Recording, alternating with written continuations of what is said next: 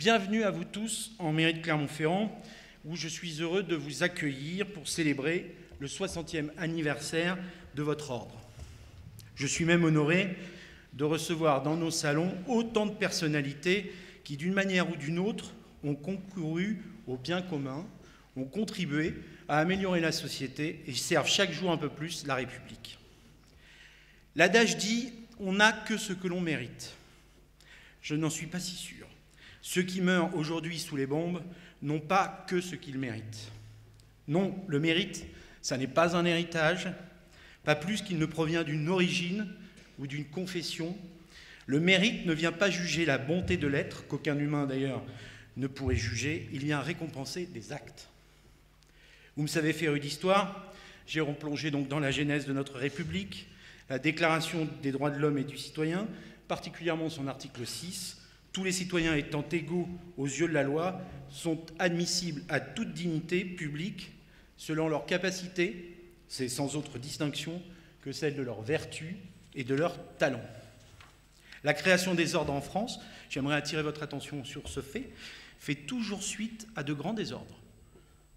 Toujours lors d'une période majeure de modernisation du pays. 1802 pour l'Ordre national de la Légion d'honneur, 1963 pour l'Ordre national du mérite. Alors, ce genre de discours me permet de placer une citation de Napoléon sans subir les foudres de ma majorité municipale.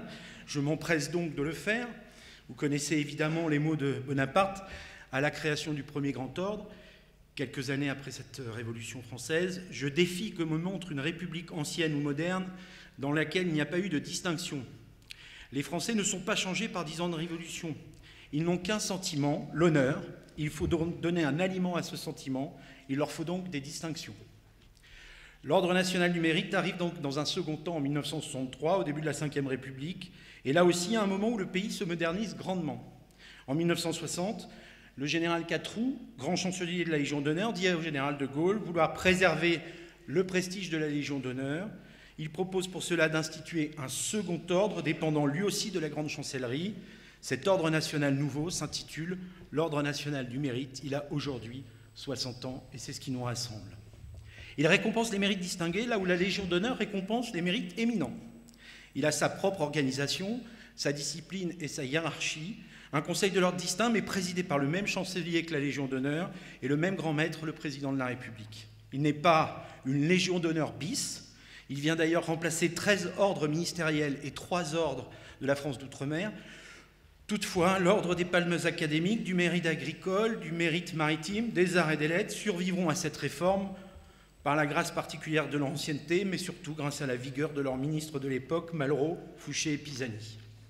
L'Auvergne est donc intimement liée à l'Ordre national du mérite.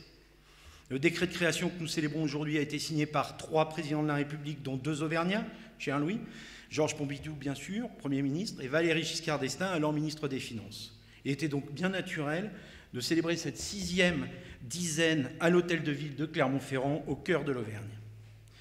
Je sais aussi, cher Georges, que vous avez choisi de mettre à l'honneur cet après-midi, je m'en réjouis, des décorés pour leur mérite culturel. Vous avez fait cela pour soutenir notre candidature au titre de capitale européenne de la culture en 2028.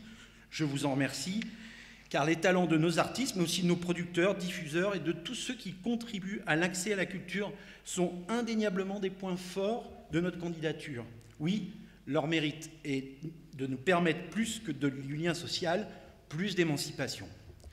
C'est là la diversité de l'Ordre national du mérite. Certains dessinent, certains se battent, certains chantent, certains codent des solutions informatiques, certains sont des agents de l'État, certains s'engagent en politique ou dans des associations, mais tous ont la volonté de servir l'autre, de servir les hommes, les femmes, autour de soi. En cela, ils font la République.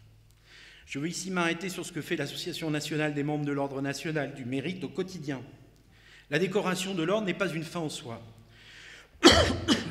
Être récipiendaire un jour ne dispense pas de continuer à concourir au bien commun.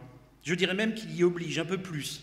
Et celles et ceux qui sont décorés font le choix de rejoindre votre association, contribuent à cela. Je pense aux prix départementaux que vous remettez, l'initiative mémorielle, la mémoire, le civisme, l'éducation citoyenne et les jeunes sapeurs-pompiers. Je pense aux visites de solidarité que vous organisez, à votre soutien à la journée avec nos blessés, en général, et à vos actions pour maintenir la cohésion. C'est cela l'esprit de votre ordre et le rôle social de votre association. Au milieu des turbulences qui agitent notre monde, certains agissent pour le bien commun, sans compter ni leur temps, ni leur force, ni leur énergie. Par leurs actes, leur talent, leur vertu, ils font vivre le combat pour la solidarité, la dignité et la cohésion nationale. Depuis 60 ans, ils sont à juste titre épinglés de bleu, car même s'ils ne courent pas après les récompenses, ils acceptent avec humilité la reconnaissance. Merci à eux, merci donc à vous tous, et que perdure encore longtemps l'esprit républicain du mérite et de son ordre national.